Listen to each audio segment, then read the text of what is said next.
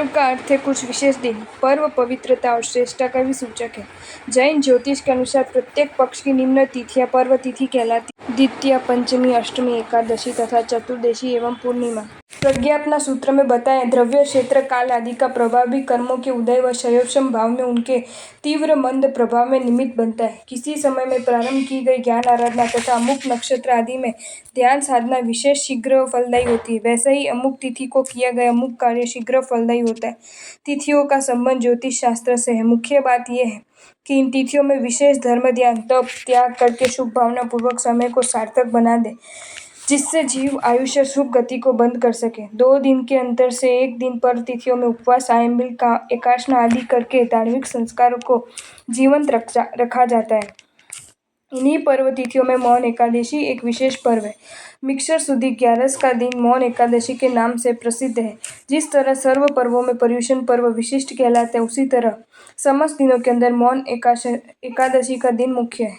मिक्षर सुदी 11 के दिन 18वें तीर्थंकर अरनाथ भगवान ने चक्रवर्ती सम्राट का अपार वैभव त्याग कर दीक्षा ग्रहण कर ली।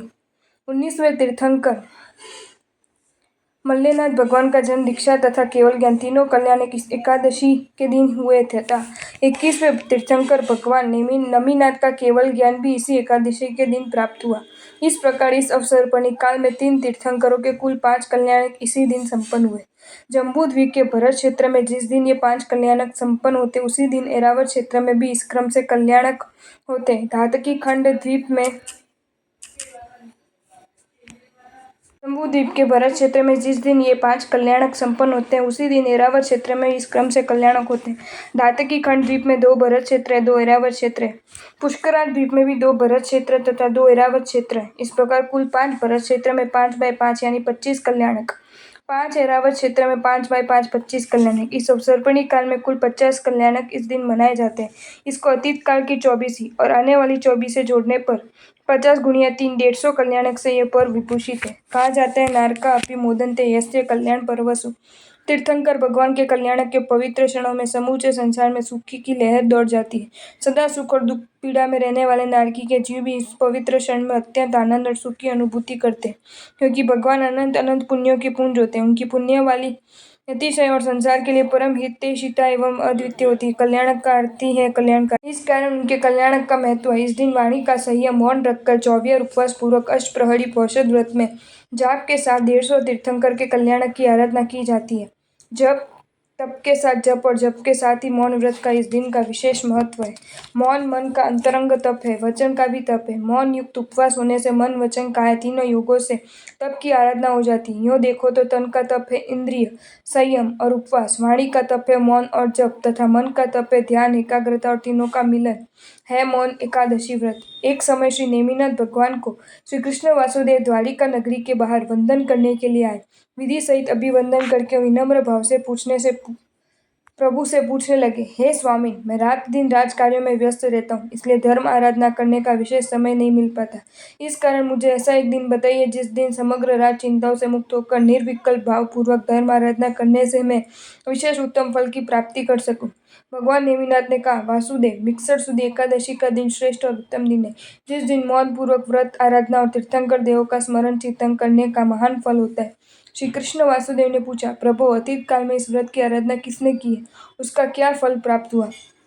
भगवान नेमिनाथ ने बताया, अतीत काल में सूर नाम का एक धनाढ़ी श्रेष्ठी था। मानव जीवन के सुख भोगते हुए एक दिन उसके मन में विचार उठा, पूर्व जन्मों के पुण्य फल के रूप में मैं इस जन्म में सभी प्रकार के सुख भोग रहा हूँ, किंतु यदि इस जन्म में धर्म आराधना नहीं की तो फिर यह जीवन निरर्थक हो जाएगा और अगले जन्म में सद्गति नहीं मिल सकेगी। ये विचार कर सूर श्रेष्ठी अपने धर्म गुरु के पास गया और निवेदन किया, गुरुदेव, मैं गृह कार्य में रात दिन व्यस्त रहता हूँ, इस कारण धर्म साधना में विशेष समय नहीं लगा सकता। कृपा कर मुझे कोई ऐसा मार्ग बताइए कि मैं कम समय में धर्म आराधना करके विशेष फल की प्राप्ति कर सकूं। इसके उत्तर में आचार्य श्री ने बताया, हे श्रेष्ठी, मार्गशीर्ष मास की शुक्ल एकादशी के दिन 8 प्रहर का पोषक व्रत लेकर मौन पूर्वक इस दिन जिनेश्वर देव की आराधना करने का महान फल होता है। गुरुदेव की बताई विधि के अनुसार श्रेष्ठी ने 11 वर्ष तक प्रत्येक एकादशी को पोषक पूर्ण एवं पूर्ण मौन पूर्वक तप आराधना की। इस तप की आराधना से श्रेष्ठी सूर को अनेक शुभ फलों की प्राप्ति हुई। आयुष्य पूर्ण कर वह 11वें देवलोक में उत्पन्न हुआ और देव आयुष्य पूर्ण कर भरत क्षेत्र के सौरीपुर नगर में सूरत नाम का सेठ बना। पूर्व जन्म के शुभ संस्कारों के कारण वहां भी उसे देव गुरु धर्म की आराधना का अवसर मिला। श्रेष्ठी सूरत के पास 11 करोड़ की धन संपत्ति थी, जिसमें से वह दान लोकोपकार के कार्य करके पुण्योपार्जन करता रहा। एक बार सौरीपुर में धर्मघोष नामक आचार्य पधारे। सुव्रत श्रेष्ठी ने उपदेश श्रवण कर धर्म मार्ग पूछा तो आचार्य श्री ने कहा, श्रेष्ठी, तुमने पूर्व जन्म में मौन एकादशी व्रत की आराधना की थी। उस आराधना के फल स्वरूप ही तुझे यहाँ संसार के सुख और धर्म मार्ग की प्राप्ति हुई। यहाँ पर भी तुम इस एकादशी व्रत की आराधना करो। गुरुदेव के वचनों से प्रेरित होकर शेर सुव्रत ने मौन एकादशी व्रत की आराधना प्रारंभ की। एक दिन जब वह 8 प्रहर का पौषध व्रत लेकर अपनी पौषधशाला में धर्म आराधना कर रहा था, उस रात्रि के समय में चार चोर उसके घर में घुस आए और सेठ के धन भंडार में से हीरे, मोती, स्वर्ण, मोहरे आदि की गठरियां बांधने लगे। सेठ अपनी धर्म आराधना में लीन था। चोर उसके सामने धन की गठरियां बांध रहे थे, परंतु देख कर भी सेठ ने धन का मोह नहीं किया। चोर उसके सामने धन की गठरियां बांध रहे थे और मौन पूर्वक ध्यान करता रहा। सेठ की धर्म के प्रति अडिगता और निष्ठा अद्भुत थी। वह सोचने लगा, ये धन मेरा नहीं है, मेरा तो ज्ञान दर्शन चारित्र रूप धन है। और उसके सामने धन की गठरियां बांध रहे थे, परंतु देखकर भी सेठ ने धन का मोह नहीं किया और मौन भाव पूर्वक धर्म ध्यान करता रहा। सेठ की धन के प्रति अडिगता और निष्ठा अद्भुत थी। वह सोचने लगा, ये धन मेरा नहीं, तो ज्ञान दर्शन चारित्र रूप धन है, जिसे कोई चुरा नहीं सकता। उसी समय घर में चोरों की आहट से नौकर चाकर जाग गए। चोरों को पकड़ लिया। रात्रि में पहरे देने वाले सिपाही को बुलाकर उनके हवाले कर दिया। सैनिकों ने चोरों को कारागार में बंद कर दिया और प्रातः काल होने पर राजा के सामने पेश किया। राजा ने सेठ सूरत को बुलाया, पूछा, सेठ जी, क्या इन लोगों ने आपके घर में चोरी करने का प्रयास किया? सेठ को चारों चोरों पर दया आ गई। सोचा, यदि मैं कह दूंगा कि हाँ, तो राजा इनके प्राण दंड देगा। मेरे कारण इन 4 प्राणियों की हत्या हो जाएगी। सेठ का दयालु हृदय कांप गया। उसने कहा, महाराज, ये चोर नहीं है, ये तो मेरे पुराने सेवक है। घर का सामान इधर उधर जो बिखरा पड़ा था, उसे ठीक ठाक कर रहे थे। अब इनको छोड़ दीजिए, इन्होंने चोरी नहीं की। सेठ की इस करुणशीलता और उदारता पर राजा को भी बहुत आश्चर्य हुआ। नगर के लोगों ने भी सेठ की दयालुता की प्रशंसा की। चोरों का हृदय भी बदल गया। वे सेठ के चरणों में झुक गए। सेठ जी, आपकी दयालुता ने ही आज हमारी जीवन रक्षा की। हम भविष्य में कभी भी चोरी जैसा कोई दुष्कर्म नहीं करेंगे। इस प्रकार सेठ की उदारता और दयालुता के प्रभाव से चोरों का हृदय बदल गया। नगर में जिन धर्म की प्रभावना हुई। दूसरे वर्ष पुनः सेठ ने एकादशी व्रत की आराधना की। औषध करके रात्रि में धर्म जागरण कर रहा था कि अचानक नगर में अग्नि प्रकोप हुआ। आसपास के भवन, दुकानें आदि अग्नि ज्वाला में जलकर भस्म होने लगी। लोग घरों से निकलकर इधर उधर भागकर अपनी जान बचाने में जुट पड़े, परंतु सेठ सुव्रत अडिग भाव से आकुलता रहित अपनी धर्म आराधना में स्थिर रहा। पड़ोसियों ने सेठ को बहुत समझाया कि व्रत में भी आपत्ति काल के आगार रहते, तुम भागकर अपनी जान बचाओ, जीवित रहोगे तो व्रत आराधना फिर कर लेना। परंतु सेठ सुव्रत अपने ध्यान से नहीं डिगा। तब का आश्चर्यजनक प्रभाव हुआ कि पूरे नगर में जहाँ बड़े बड़े भवन जलकर राख हो गए, वहाँ सेठ सुव्रत के भवन को आज भी नहीं लगी। इसी प्रकार लोगों ने आश्चर्य के साथ धर्म का प्रभाव देखा और सुव्रत सेठ की प्रशंसा करने लगे। 11 वर्ष तक सुव्रत सेठ ने लगातार मौन एकादशी व्रत की आराधना की।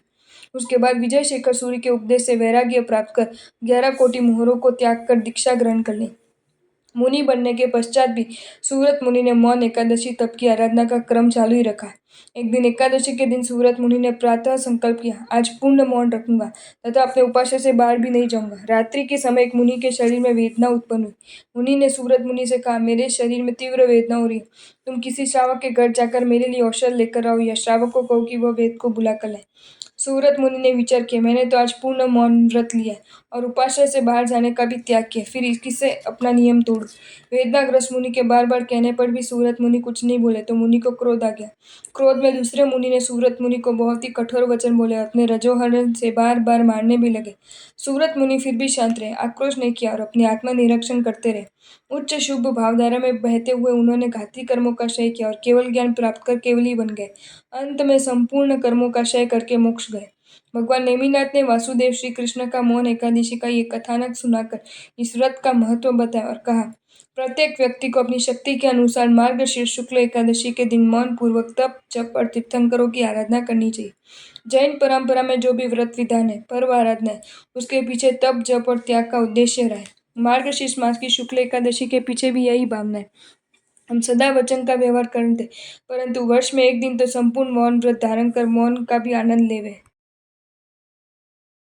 आपको ये वीडियो अच्छा लगा हो तो इसे लाइक करें और शेयर करें, और ऐसे ही नए नए वीडियोज़ देखने के लिए सब्सक्राइब करें हमारी channel Jain facts and stories को।